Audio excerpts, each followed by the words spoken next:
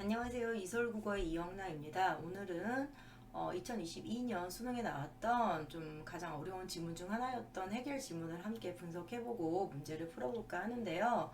제가 올해 시험 본 저희 고3 학생들한테 EBS에서 수능에 연계되어 나올 만한 인문이나 철학 지문은 해결밖에 없는 것 같다라고 하고, 그 다음에 해결이 리트에 2번 나왔거든요. 그래서 2개 다 풀렸었는데, 근데 이제 수능에 실제로 나와서 되게 기뻐했었던, 저한테는 굉장히 기분 좋은 지문 중에 하나입니다. 그래서 한번 공부를 해보도록 할게요. 자, 여러분, 이 글을 읽고 나서, 어느 정도 읽고 나서, 그 다음에 제 수업을 듣는 걸로 제가 생각하고 있는데, 제가 이 글이 그냥 이렇게 쭉쭉쭉 읽으면서 하면 정신이 좀 없어요. 특히 이제 가글의 이달락 같은 경우에는 약간 정보를 이렇게 체계적으로 정리하면서 읽어야 되는 건데, 그냥 읽으면서 하면 좀 그렇거든요? 정리가 안 되거든요? 그래서 제가 이렇게 정리한 노트를 가지고 얘기를 할 텐데, 지문 이해를 시킬 텐데, 여러분이 만약에 기억이 안 나시면 잠깐 스탑하시고 한 3, 4분 정도 가글이랑 읽고 그 다음에 이 수업을 들으면 될 것 같아요. 알겠죠? 잠깐 기다려 드릴게요. 됐죠? 네. 자, 들어갑니다. 자, 가글 해겔의 변증법과 미학 지문인데 1단락에서 변증법의 논리적 구조 얘기를 해요. 정반합은 좀 많이 아시는 것 같아서. 근데 이제 설명을 하는 거죠. 뭐가 아니라? 네, 그렇죠. 병렬이 아니라, 대등한 범주의 병렬이 아니라 대립적인 두 범주의 조화로운 통일이다. 이렇게 설명하는 거 기억하시죠? 그게 좀 중요하겠죠. not A but B, A가 아니라 B다니까. 그 다음에 두 번째 특징이 뭐였습니까? 이게 그렇죠. 철학이 인식하려는 대상인 이념과 현실, 거기 즉이라고 해서 설명 나옵니다. 이념과 현실도 변증법적 체계로 구조가 이루어져 있다. 그래서 이념과 현실을 분석하려고 하는, 논증하려고 하는 철학 역시 변증법적 체계를 갖추어야 된다라고 얘기하고 있어요. 사실 1단락은 뭐 할만하죠. 그쵸? 넘어갈까요? 예. 자, 그래서 해겔이 이렇게 철학이 변증법적 체계를 갖춰야 된다라고 했는데, 해겔의 미학에서, 이제 미학은 예술을 대상으로 하는 거거든요. 미학에서 미학 역시 이런 정반합의 변증법적 체계를 갖추어서 설명을 하려고 했다는 얘기예요. 그래서 제가 한번 정리해봤어요. 이 단락이 뭔가 되게 정신없고 긴 것 같지만 막상 정리하는 거에 좀 익숙한, 이렇게 정보 정리하는 거에 익숙한 친구들은 잘 정리했을 것 같아요. 이 단락 보시면 예술, 종교, 철학이 절대 정신의 한 형태들이다 해서 형태가 세 가지. 그 다음에 내용과 형식으로 나눠지는데, 이런 구조도 사실은 예술 지문에서 꽤 많이 나왔어요. 지금까지 2011년에도 나왔고, 약간 예술 지문이 약간 내용, 형식 이렇게 나누어서 설명하는 거에 좀 익숙한 책의 틀이 있거든요. 그래서 내용 하면 형식 나올 거라고 좀 예상했으면 더 좋겠죠? 그래서 내용이, 이 절대 정신의 세 형태들이 내용이 모두 절대적 진리, 즉 이념을 인식하려고 한다. 그걸 내용을 동일하게 갖고 있다라고 돼 있고, 그 다음에 형식은, 자, 이렇게 정리가 돼 있을 거예요. 절대 정신의 이 세 가지 형태에 맞게 형식이 다 다른데 직관, 표상, 사유가 있다라고 해놓고 이제 더 디테일하게 설명을 하죠. 예술의 외면성과 객관성을 얘기를 하고, 그 다음에 종교는, 이 표상은 내면적이고 주관성이 있다. 표상이 왜 내면성이 있는지는 설명이 앞에 나와 있어요. 왜냐면은 눈앞에 어떤 물리적 감각적 그런 대상 없이 그냥 내면적으로 떠오르는 심상이라고 돼 있기 때문에 내면성이라고 한다. 뭐 이런 정도는 괜찮죠. 내면성, 주관성 이렇게 있고, 이제 사유는 약간 논리적이고 지성적인 건데 그런 형식인데, 여기서 정반합이라고 했잖아요. 그래서 이런 직관과 표상, 예술과 종교에 가지고 있는 성격이 철학에서, 사유에서 종합된다는 거예요. 그렇죠? 정반합이니까. 그러고 이제 얘기 끝난 거예요. 종합된다. 그래서 이 글의 포인트가 뭡니까? 미학이 변증법적으로 구조가 이루어져 있고, 변증법, 예술, 종교, 철학 이렇게 직관, 표상, 사유. 그 다음에 예술과 종교를 설명하는 이런 말들이, 키워드를 그냥 정리하는 게, 이거 이렇게 정리하는 게 중요한 거예요. 알겠죠? 외면성, 객관성은 예술, 내면성, 주관성은 종교. 근데 그게 철학에서 종합이 된다. 사유로 종합이 된다. 됐죠? 그 다음에 3단락에서 자, 내용 수준의 차이가 발생을 한대요. 왜냐면은 얘네가 그대로 형식이, 그렇죠? 형식이 어떤 절대 정신의 형식이 가장 절대적 진리의 성격과 맞아? 그렇지. 철학이 제일 논리적이고 지성적이라서 이념을 인식할 때 절대 정신의 형태로서는 철학이 왔다라는 거, 아니 왔다 최고라는 거예요. 그렇죠? 그래서 쉽게 말하면은 수준 차이가 있다 이거야. 단계적 등급이 수준 차이잖아요.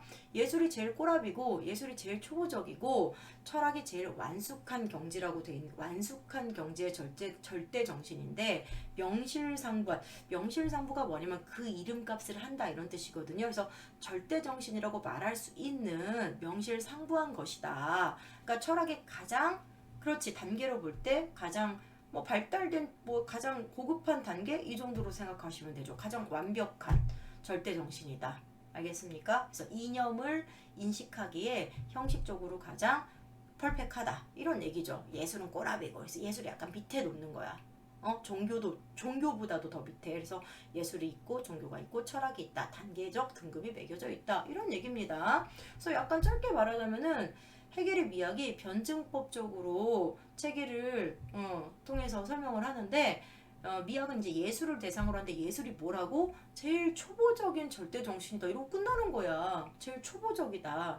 그래서 철학만 할 수 있다. 철학만이 요즘 현대에 와서 철학만이 그런 이념을 인지할 수 있다. 알겠습니까? 사람들이 이제 지적으로 성장했기 때문에 이런 얘기 하는 거예요. 됐어요? 예, 됐죠? 단계가 있다. 예술하는 사람 입장에서 좀 빡치겠는데? 그치? 자, 왠지 나글을 예술하는 사람이 썼을 것 같지 않니? 평론가? 모르겠어요, 저도. 근데 나글은요, 사실 어렵지는 않아요. 왜냐면은 이게 이제 어렵다고 만약 느꼈다면은 여러분이 아주 오랫동안 이렇게 주장과 근거로 이루어져 있는 어떤 주장, 다른 사람에 대해서 자기 주장을 전개하는 그런 글을 참 많이 안 했거든요. 그동안 안 나와서. 근데 이제 되게 오랜만에 나왔는데 이런 글을 이제 공부만 해서 훈련만 해놓으면은 이런 글은 오히려 정보가 따다다닥 있는 글보다 훨씬 읽기가 편해요. 빨리 잡히고 그런 얘기를 좀 하고 갈게요. 자, 그래서 이 나글의 필자가 포인트가 뭡니까? 해겔의 미학을 비판하는 거예요. 근데 이제 일단락에서 그러잖아요. 야, 변증법은 짱이야. 변증법에서 제일 중요한 게 뭔지 아니? 여기서도 not A 법비 구조가 계속 나와. 그래서 읽기가 그렇게 불편한 글은 아니에요, 사실은. 정반합인데 변증법에서 해결이 정말 쩌는 건 뭐냐면 우월했던 거, 탁월했던 건 뭐냐면은 이때 합은 절대로 일방적 승리거나 그쵸? 일방적 승리거나 여기 한 범주의 일방적 승리거나 아니면 한 범주가 소멸되는 중화가 아니고 두 범주의 유기적 조화 그 다음에 그것이 질적 고양 끌어올려진다. 아까 가달락에 나온 대로 얘기하면은 수렴적 상향성을 얘기하는 거지. 수렴적 상향성.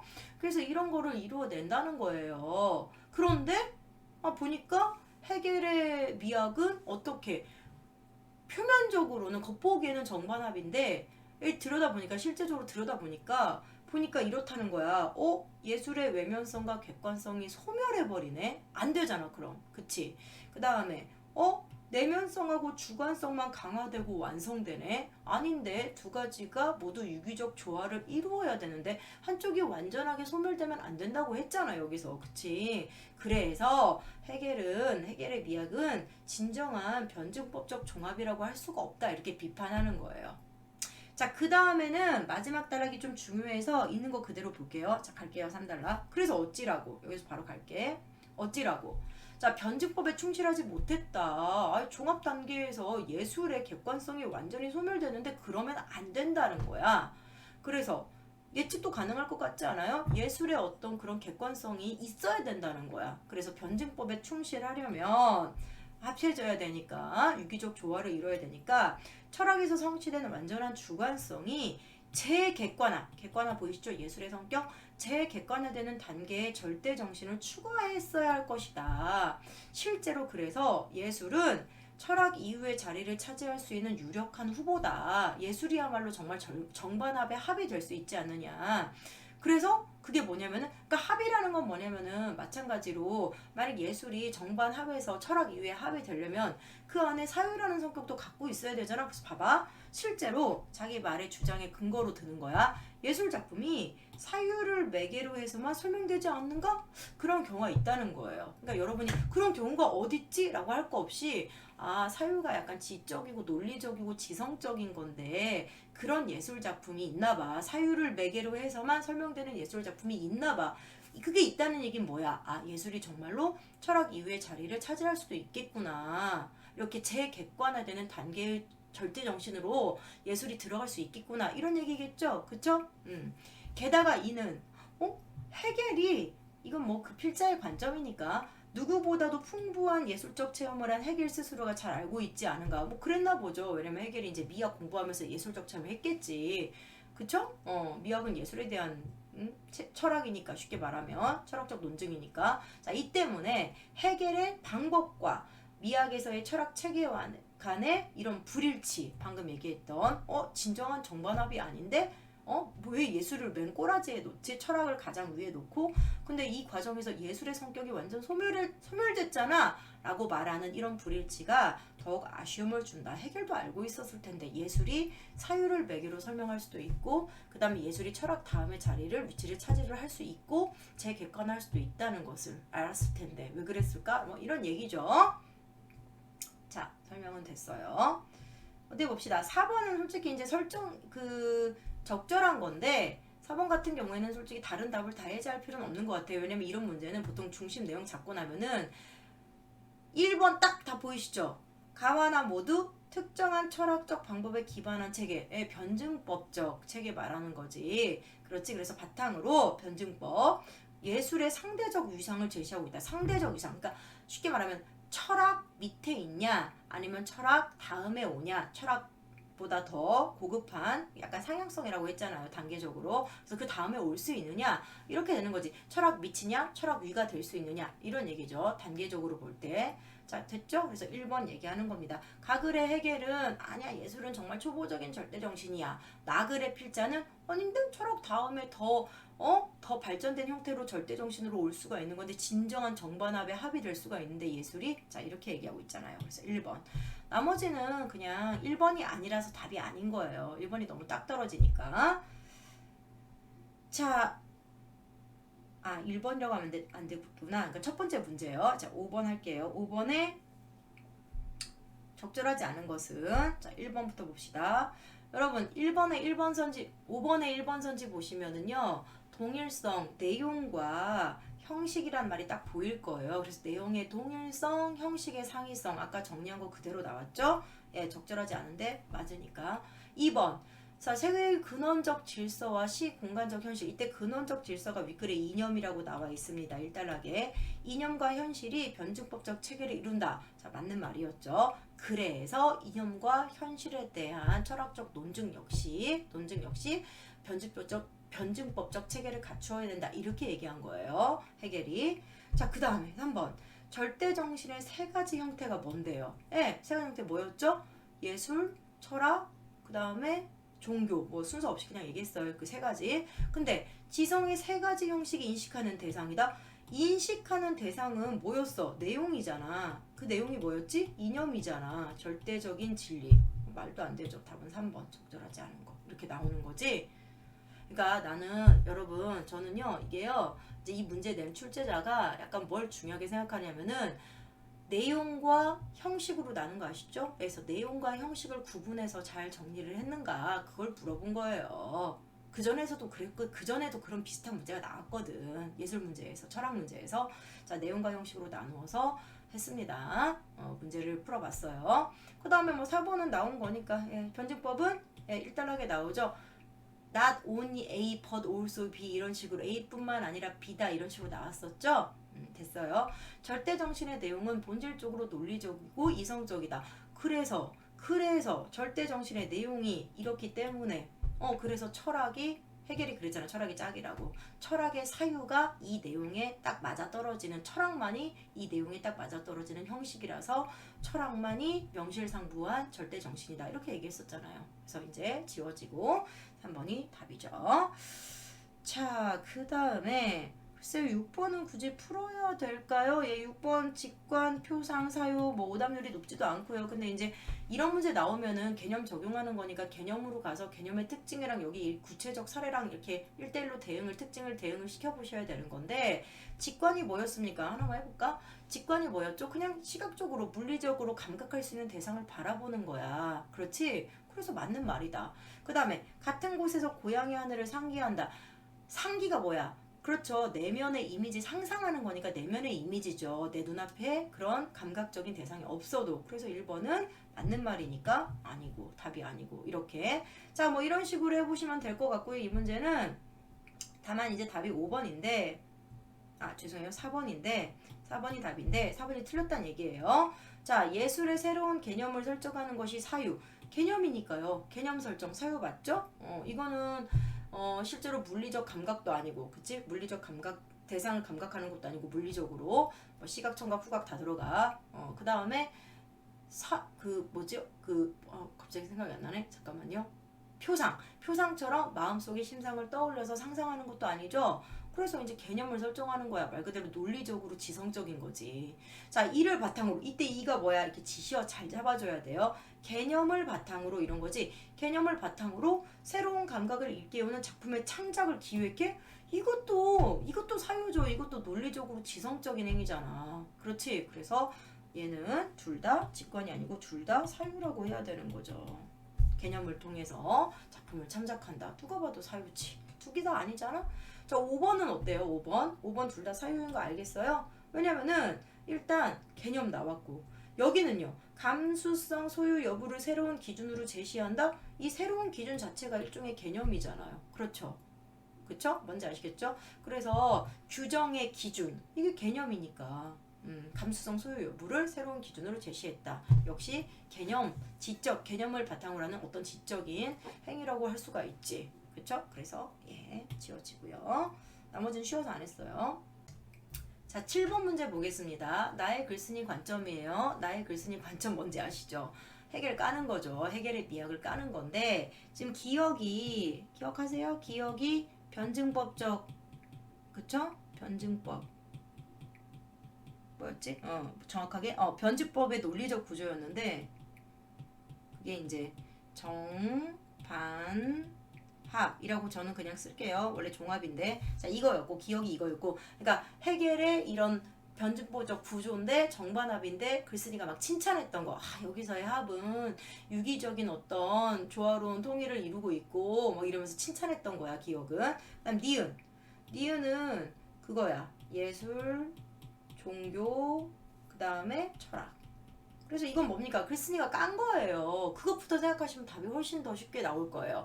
글쓴이가 기억은 우와 너무 정반합 진짜 구조 끝내준다 탁월하다. 근데 야 그거 가지고 니은 설명했다고 하는데 니은을 이렇게 체계적으로 만들었다고 했는데 내가 볼 때는 절대 완벽한 정반합적 체계가 아닌데 적용이 안 됐는데 라고 하는 거야.